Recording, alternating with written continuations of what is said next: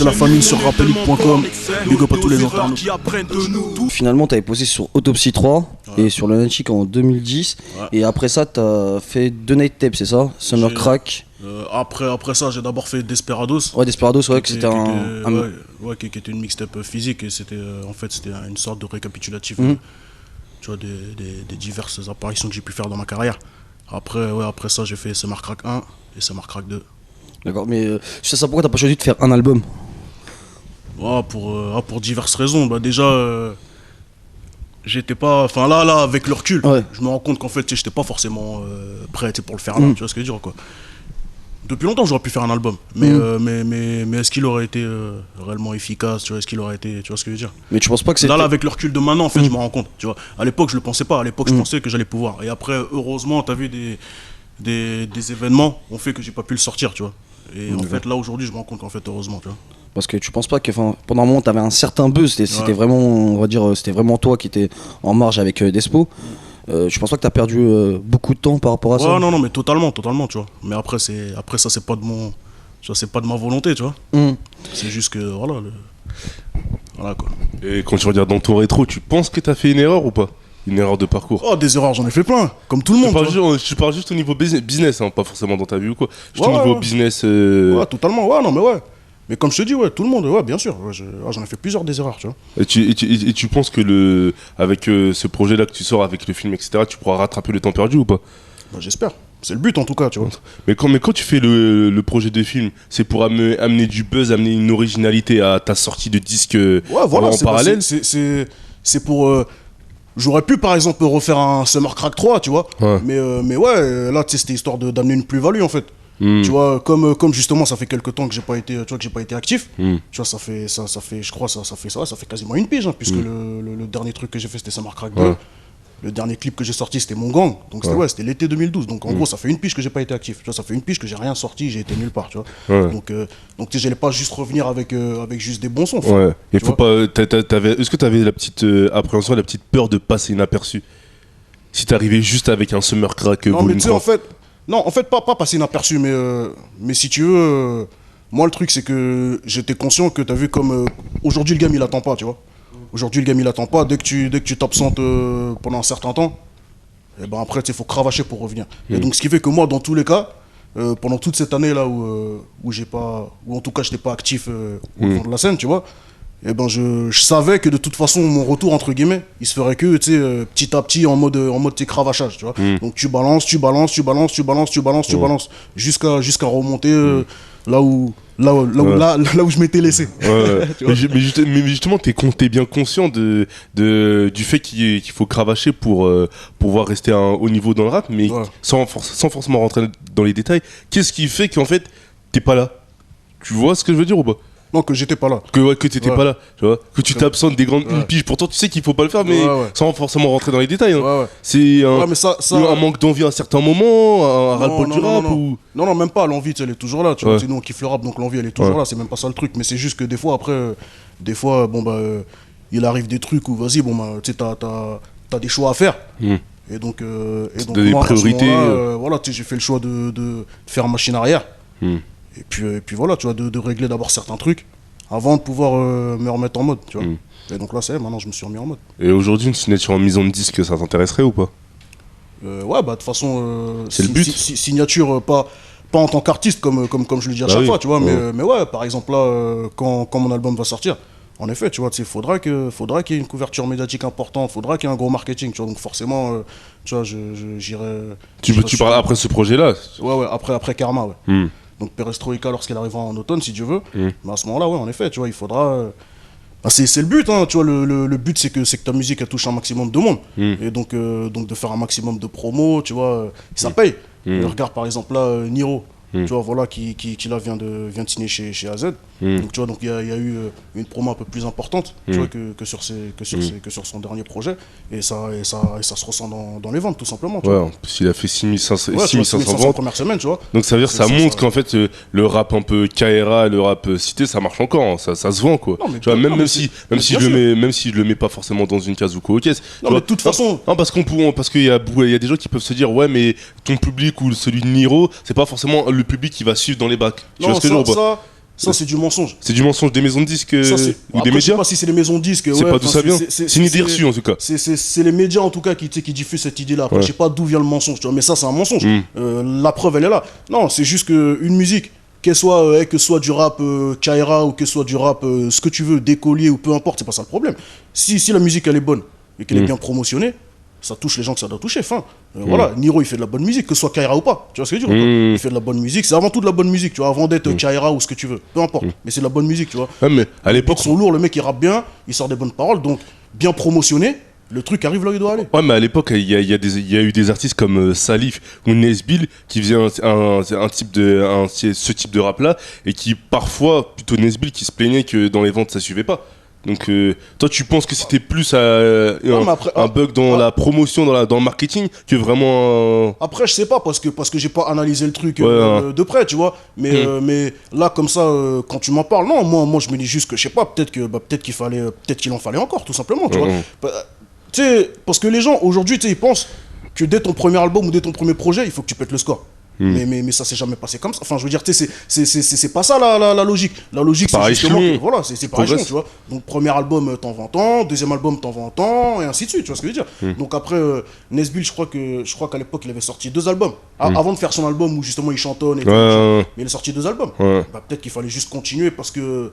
Bah, tu sais, je pense qu'il était en train de se faire tu sais, de fidéliser son public et tout à son type de rap, tu vois. Tu sais, il faut juste continuer. Après, maintenant, justement, continuer, mais tu sais, en se remettant toujours en question et en essayant de faire des titres efficaces, tu vois, même s'ils sont street. Mais faut continuer dans son créneau, tu vois. En gros, c'est un peu, faut apprendre à perdre pour savoir gagner après, quoi. C'est un peu ça le truc. Mais ça, c'est. Comme dans tout. Ça, c'est la vie entière qui est comme ça, tu vois ce que je veux dire, quoi. Tu perds d'abord et après tu gagnes. C'est comme ça que ça marche. Ça n'existe pas, les mecs qui arrivent, tu vois, où c'est rare, tu vois, c'est des exceptions. Mais tu peux pas prendre ça comme exemple général.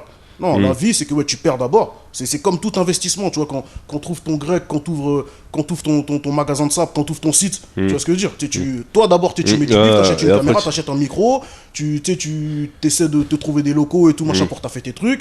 Avant ça, tu gagnes pas d'argent, frère. Après, tu vois ton retour sur investissement sur des années, quoi. Mais c'est comme ça. Moi, perso, c'est comme ça que je vois le truc. Ouais. Donc, c'est pour ça que j'ai aucun problème avec le fait, tu vois. Tout à l'heure, tu me parlais de ouais, faut cravacher. Mais moi, je m'en fous de cravacher, y a pas de problème, tu vois ce que je veux dire. C'est normal, ça fait partie du jeu, quoi. C'est tout à fait normal. De toute façon, si tu cravaches pas, tu sais très bien que tu n'auras pas ton retour sur investissement, quoi. C'est comme ça. Tu vois. À plus forte raison, moi qui suis en Indé, tu vois. Ouais.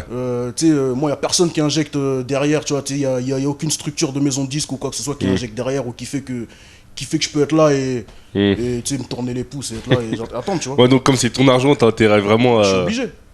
Sans ça, c'est moi qui meurs, tu vois. Personne ne va le faire pour moi, tu vois. Ouais, ok, je vois. Et tu penses à. T'as une maison de disques en particulier Non, pour une signe? Non, Parce pas que il y a des rappeurs qui disent parfois que en fonction de la maison de disque où tu vas atterrir, ton projet va pas être bossé pareil. Bah, bien sûr, ouais, mais c'est vrai. Dans le sens, il y a peut-être des maisons de disques ou certains Ouais, qui savent labels mieux s'y prendre, et d'autres qui. En tout cas, ouais, voilà, sur certains types de musique, tu vois. Ouais. Mais toi, Ouais, t'as bien pas sûr. encore, t'as pas d'idée Ouais, non, pas encore. particulière. J'ai pas d'idée, c'est pas- Ok. Quand t'as dit que t'allais faire un film, les gens pensaient que tu étais blasé de la musique. Donc finalement, d'après ce que j'ai entendu, tu n'es pas blasé de la musique, tu Non, peux pas continuer. du tout. Non, pas du tout. Bah, de toute façon, le film, c'est pas juste un film. Le film, il est accompagné d'une BO. Ouais, bien sûr, ouais. Donc je rappe toujours. Ouais. Tu vois ce que je veux dire? Non. Ah, parce que les gens t'ont comparé après un peu à Alpha 520, genre il a fait un film après là. Ouais, non. Non, pas du tout. Non, pas du tout. Il a jamais été question d'arrêter quoi que ce soit. Non, c'est juste une petite escapade que, tu sais, que je me suis permise. En fait, à la base, ça devait même pas être un film. Ça devait être une série, tu vois. Ouais. Ça devait être une série et tout. Et parce que je voulais balancer ça donc à l'époque. Donc c'était depuis 2000, depuis Summer Crack 2, justement, tu vois. Ouais. Je voulais balancer ça un petit peu après. En gros, c'était censé être ma web série. Tu vois, comme c'était la mode des web séries, des web épisodes, machin, tu vois. Donc moi, je m'étais dit, vas-y, nous, on va pousser un peu le délire plus loin. On va faire une série, tu sais, en mode fiction, tu sais, pour de vrai, tu vois. Ouais. Tu sais, petite web série, on va balancer les épisodes, tu vois, un à un, genre, tu sais, chaque semaine ou je sais pas trop quoi, tu vois. Et au final, tu sais, le projet, il a avancé. Et comme on a vu comment ça se ficelait, finalement, on a décidé d'en faire un film. Tu vois ce que je veux dire? Donc, ce qui fait que, bah voilà, le truc, on a fait un film et puis je le sors maintenant. Mais tout ça, c'était toujours dans une démarche de rap, tu vois, dans une démarche d'amener mon album, d'amener mes projets, tu vois. Et c'est un peu quoi le synopsis du film? Le synopsis, en fait, c'est l'histoire d'une bande de potes, une bande de 3 poteaux, dont un est rappeur. Et en fait, suite à un truc qui se passe, tu vois, une petite anecdote qui se passe, il décide qu'en vrai, c'est mieux que le rappeur, il se retire des affaires, tu vois, et qui se concentrent plus sur le rap, tu vois. Et que c'est eux qui vont gérer donc, tout ce qui est beef, etc. Tu vois ce que je veux dire. Et en gros, l'histoire elle part de ça. Et puis après ça part. Après ça part. Et c'est une histoire vraie ou c'est un spot? La base elle est autobiographique et après tout le reste c'est fiction, tu vois. Tout le reste on a laissé libre cours à l'imagination. Et c'est quoi un peu l'objectif de ce film-là? L'objectif c'est comme quand quelqu'un sort un CD, c'est donner du spectacle aux gens, enfin, tu vois. C'est juste. Si je sors un CD, je donne la bonne musique aux gens. Moi, si je sors un film, j'essaie de donner de la bonne image aux gens. Tu sais, amener un délire, tu vois. Voilà, tout simplement. Tu sais, c'est comme on dit, c'est comme ils disent les Quinri, c'est de l'entertainnement. Tu vois ce que je veux dire. Voilà, l'important c'est que moi, ce que je veux, c'est que le mec, lorsqu'il va acheter le coffret CD DVD 11,89 Karma le 24 juin, tu vois, lorsqu'il se pose chez lui, t'as vu, il met play, il voit le film. Ils kiffent, tu vois, ils voient des rappeurs qui kiffent, ils sont là, ils jouent et tout, machin. En plus, ils voient qu'ils s'affichent pas, parce que ça, c'est un truc important à préciser. Tu vois, c'est donc le truc qu'on a fait avec nos moyens à nous, tu vois. Mais ça fait absolument pas amateur, tu vois. Ça fait vraiment pas ridicule comme on a pu le voir, tu vois, sur certains films de rappeurs. Et ça t'a donné des envies de poursuivre dans le cinéma ou pas?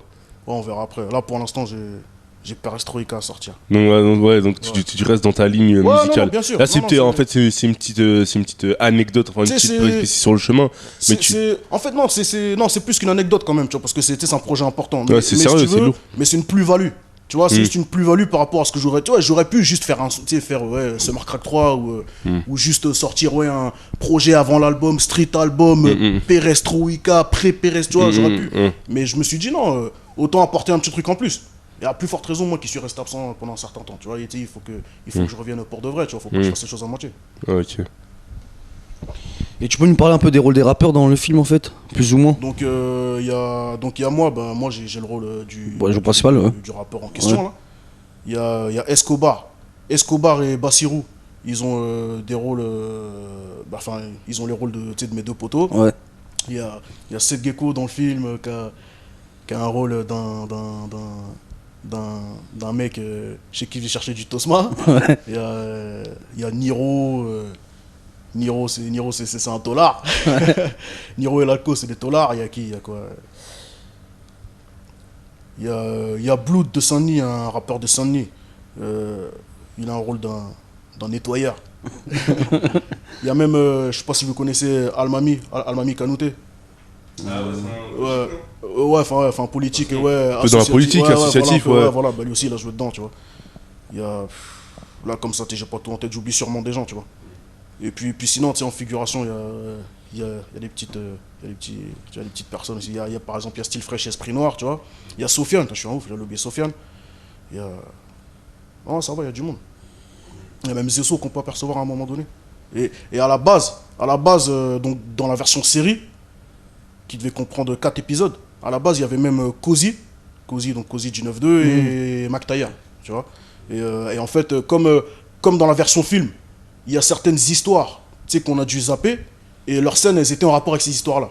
Donc ce qui fait qu'on pouvait pas les garder, sinon il n'y a pas de sens avec le reste du truc, tu vois, donc on a dû les enlever, tu vois. Mais bon voilà, big up à eux, Cozy et Mac Taylor, merci d'être venus et d'avoir été disponibles, tu vois. Mais ouais, voilà, en gros, c'est ça. Et comment ça s'est passé pour le choix des comédiens? C'est par affinité ou... Par affinité, et puis aussi... parce que moi, autour de moi, j'ai juste vu ce que moi je pensais qu'ils pouvaient justement faire ça, tu vois. Ouais, en fait, tu les voyais déjà dans ce rôle-là. Ouais, voilà, tu vois ce que je veux dire. Ok. Voilà, Escobar, moi je le voyais bien dans le rôle de mon poteau qui charbonne à fond, tout ça, tu vois ce que je veux dire. Non, voilà, en fait, ouais, j'ai juste vu par rapport à leur profil. Moi, je les imaginais bien faire ça. Et je pense que je me suis pas trompé parce que, tu vois, le résultat, il est plus qu'honorable. Et finalement, sur la BO, c'est ces personnages qu'on va retrouver sur les 8 titres. Ouais. Mis à part Seth Gecko, qui n'a pas pu pour question de timing, tu vois, ça coïncidait avec la sortie de son album, Cowboy. Mais ouais, sinon, ouais, en gros, c'est les gens du film. Là, comment elle s'appelle, Jennifer et France Gall, elles sont aussi, tu vois. Et alors, on s'en même dernièrement, Johnny Hallyday. Johnny Hallyday, tu vois. Mais ouais, donc, on s'en bat les couilles, ça c'est un truc, ça fait vendre du papier pendant 3 semaines, et après on s'en bat les couilles, on passe à autre chose. Enfin, je vais pas attendre d'être attendu comme Jay-Z pour sortir mon album, tu vois, sinon je le sortirai jamais. Tu vois ce que je veux dire ou quoi? Tu sais, à un moment donné, tu sais, il faut se lancer. Toi, tu parles peu de boycott ou quoi, qu'est-ce? T'es pas trop tu veux pas rentrer dans la position victimaire. Voilà, tu vois, ça c'est truc de victime. Ouais, boycotter. Eh frère, rien du tout, frère. Qu'est-ce qui est le plus efficace? Est-ce que le plus efficace, c'est de t'enfermer dans ton truc et de te dire, ouais, vas-y, vas-y, tu sais, nique tout le monde, c'est moi contre eux tous. Tu vois ce que je veux dire, quoi? Mais sachant que toi, t'as pas d'armes. Tu vois, c'est compliqué. C'est suicidaire. En fait, aujourd'hui, si t'es pas en activité. Ouais, si tu perdures pas, t'es mort en fait. Enfin. Tu vois pas ce que je veux dire? Eh gros, mon ref, il existe depuis l'époque des Booba aussi. Mais Booba, aujourd'hui, il est là, tu vois, parce qu'il a continué à sortir, il est là, tu vois. Il reste actif, ouais. Je frappe comme si c'était mon dernier droit. Je frappe comme si c'était ma dernière droite. Vis comme si c'était ma dernière nuit. Pèse comme si c'était ma dernière fois. Je rappe comme si c'était mon dernier droit. Je rappe comme si c'était